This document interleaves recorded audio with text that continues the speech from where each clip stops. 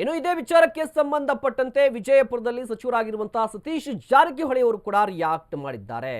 ಪ್ರಕರಣದ ಹೆಚ್ಚಿನ ತನಿಖೆಗಾಗಿ ಎಸ್ಐಟಿ ರಚನೆ ಮಾಡಲಾಗಿದೆ ಅಂತ ಹೇಳಿಕೆಯನ್ನ ಕೊಟ್ಟರು. ಎಸ್ಐಟಿ ರಚನೆ ವಿಚಾರಕ್ಕೆ ಸಂಬಂಧಪಟ್ಟಂತೆ ವಿಜಯಪುರದಲ್ಲಿ ಸಚಿವರಾಗಿರುವಂತಹ ಸತೀಶ್ ಜಾರಕಿಹೊಳಿ ರಿಯಾಕ್ಟ್ ಮಾಡಿದ್ದಾರೆ. ಪ್ರಕರಣದ ಹೆಚ್ಚಿನ ತನಿಖೆಗಾಗಿ ಎಸ್ಐಟಿ ರಚನೆ ಮಾಡಲಾಗಿದೆ. ತನಿಖೆ ಮಾಡುವುದಕ್ಕೂ ಅಧಿಕಾರಿಗಳಿಗೆ ಅವಕಾಶ ಕೊಡಬೇಕು. ಅದಕ್ಕೂ ಮೊದಲೇ ಬಿಜೆಪಿಯವರು ಭವಿಷ್ಯ ಹೇಳಿದ್ರೆ ಹೇಗೆ?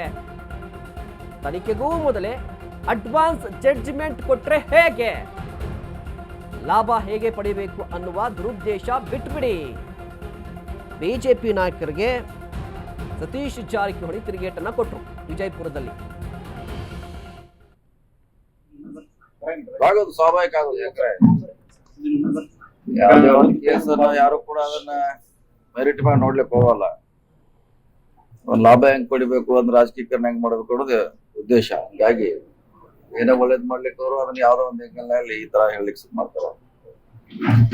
ಸ್ವಲ್ಪ ಪೊಲೀಸರು ಕೆಲಸ ಮಾಡ್ತಿದ್ರೆ ಮಾಡ್ಲಿ, ಅವ್ರಿಗೆ ಮಾಡ್ಲಿಕ್ಕೆ ಅವಕಾಶ ಕೊಡಿ. ಯಾಕಂದ್ರ ಇವರೇ ಅಡ್ವಾನ್ಸ್ ಜಡ್ಜ್ಮೆಂಟ್ ಕೊಟ್ಟಿರೋದೇನ ಅವಶ್ಯಕತೆ ಇಲ್ಲ.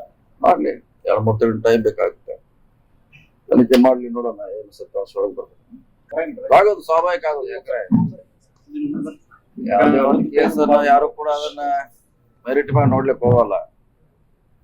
ಒಂದ್ ಲಾಭ ಹೆಂಗ್ ಪಡಿಬೇಕು ಅಂದ್ರೆ ರಾಜಕೀಕರಣ ಹೆಂಗ್ ಮಾಡ್ಬೇಕು ಅನ್ನೋದು ಉದ್ದೇಶ. ಹಂಗಾಗಿ ಏನೋ ಒಳ್ಳೇದ್ ಮಾಡ್ಲಿಕ್ಕೆ ಅವರು ಅದನ್ನ ಯಾವ್ದೋ ಒಂದ್ ಹೆಂಗಲ್ಲಿ ಈ ತರ ಹೇಳಲಿಕ್ಕೆ ಮಾಡ್ತಾರ.